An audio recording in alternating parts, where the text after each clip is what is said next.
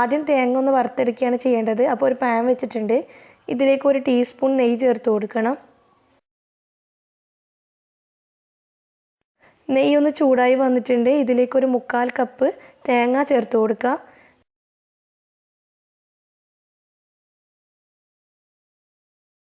തേങ്ങ ചേർത്തൊന്ന് മിക്സ് ചെയ്തതിന് ശേഷം 3 ടീസ്പൂൺ പഞ്ചസാര ചേർത്ത് കൊടുക്കുന്നുണ്ട്.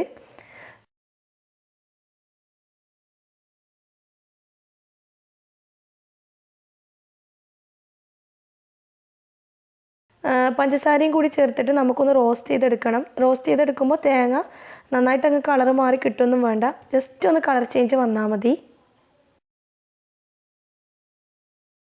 ഇത് കളർ മാറാതെ എടുക്കുന്നതായിരിക്കും കുറച്ചും കൂടി ടേസ്റ്റ് ഉണ്ടാവുക, നമ്മൾ അടക്കൊക്കെ എടുക്കുന്ന പോലെ. ഇപ്പോൾ ഇത് റെഡി ആയിട്ടുണ്ട്. ഇനി ഫ്ലെയിം ഓഫ് ചെയ്യുക. ഫ്ലെയിം ഓഫ് ചെയ്തിട്ട് നമ്മൾ ഈ പാത്രത്തിൽ തന്നെയാണ് റെസ്റ്റ് ചെയ്യാൻ വെക്കുന്നത്. അപ്പോൾ ഇതിൻ്റെ ചൂടുകൊണ്ട് കുറച്ചുകൂടി കളർ ചേഞ്ച് ആയിക്കോളും. തേങ്ങ റെഡി ആയിട്ടുണ്ട്. ഇനി നമുക്ക് പഴത്തിൻ്റെ ഒരു മിക്സാണ് റെഡിയാക്കേണ്ടത്. അപ്പോൾ ഞാൻ അതിന് വേണ്ടിയിട്ട് 2 നേന്ത്രപ്പഴം എടുത്തിട്ടുണ്ട്. ഇതൊരു മീഡിയം പഴുപ്പുള്ള പഴമാണ്. ഇതിനായിട്ട് പഴം എടുക്കുമ്പോൾ നല്ല പഴുത്ത പഴം എടുക്കുകയാണെങ്കിൽ കുറച്ചും കൂടി ടേസ്റ്റ് ആയിരിക്കും. ഒരു ബൗളിലേക്ക് പഴം ചെറിയ ചെറിയ പീസായിട്ട് കട്ട് ചെയ്തിടാം. ഇത് ഉടച്ചെടുക്കാൻ സുഖത്തിന് വേണ്ടിയിട്ടാണ് ഇങ്ങനെ കട്ട് ചെയ്തെടുക്കുന്നത്.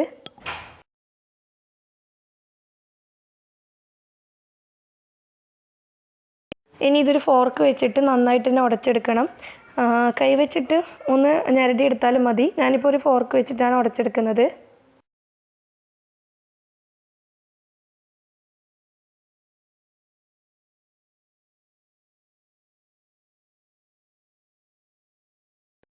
ഇപ്പോൾ ഞാൻ അത്യാവശ്യം നന്നായിട്ട് ഉടച്ചെടുത്തിട്ടുണ്ട്.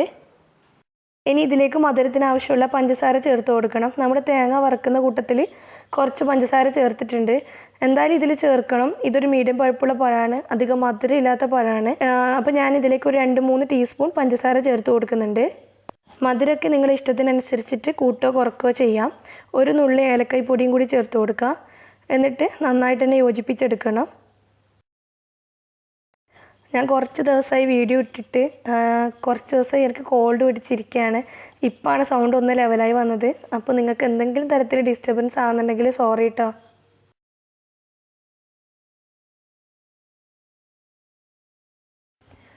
ഇനി ഇതിലേക്ക് കുറച്ച് ബ്രെഡ് ആവശ്യമുണ്ട്. ബ്രെഡ് ചേർത്ത് കൊടുക്കുന്നതിന് മുന്നായിട്ട് നമ്മൾ നേരത്തെ വറുത്ത് വെച്ച തേങ്ങ ഈ പഴത്തിൻ്റെ കൂട്ടിലേക്ക് ചേർത്ത് കൊടുക്കുക.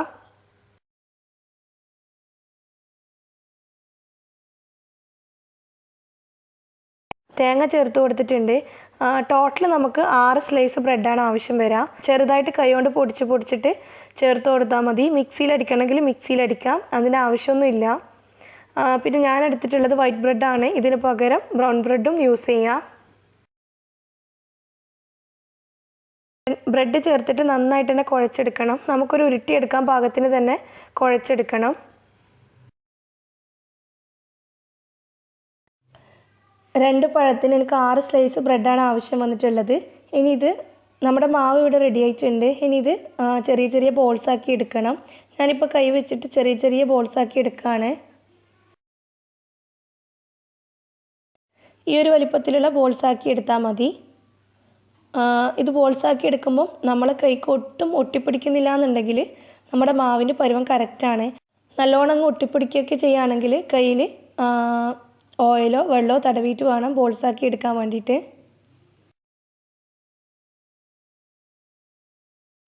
ഇത് വെച്ചിട്ട് ഞാൻ എല്ലാം ബോൾസാക്കി എടുത്തിട്ടുണ്ട്. ഈ ഒരു 2 പഴവും 6 സ്ലൈസ് ബ്രെഡും കൊണ്ട് ഒരു 10-15 ബോൾസ് ആയി കിട്ടിയിട്ടുണ്ട്. ഇനി നമുക്കിത് ഫ്രൈ ചെയ്യാം. ഫ്രൈ ചെയ്യാനായിട്ട് ഞാൻ കുറച്ച് ഓയിൽ ചൂടാക്കിയിട്ടുണ്ട്. ഇതിലേക്ക് ഓരോ ബോൾസാക്കി ഇട്ട് കൊടുക്കാം.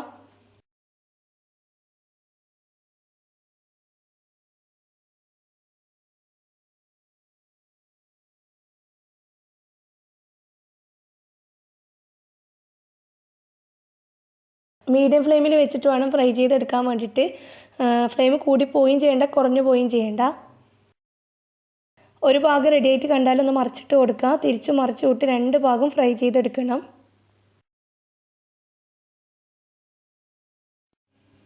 ഇതുപോലെ തന്നെ എല്ലാ ബോൾസും നമുക്ക് ഫ്രൈ ചെയ്തെടുക്കണം.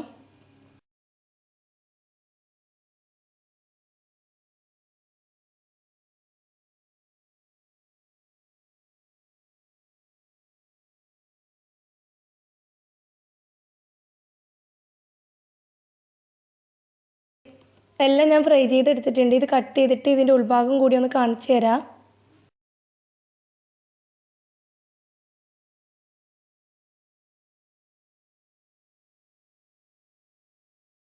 ഇതുപോലെയാണ് ഇതിൻ്റെ ഉൾഭാഗം ഇരിക്കുന്നത്. ഇത് കഴിക്കുമ്പോൾ നമ്മളെ കായയുടെ ഒക്കെ ഒരു ടേസ്റ്റാണ്. എന്തായാലും നിങ്ങൾ ട്രൈ ചെയ്ത് നോക്കിയിട്ട് ഫീഡ്ബാക്ക് പറയണം.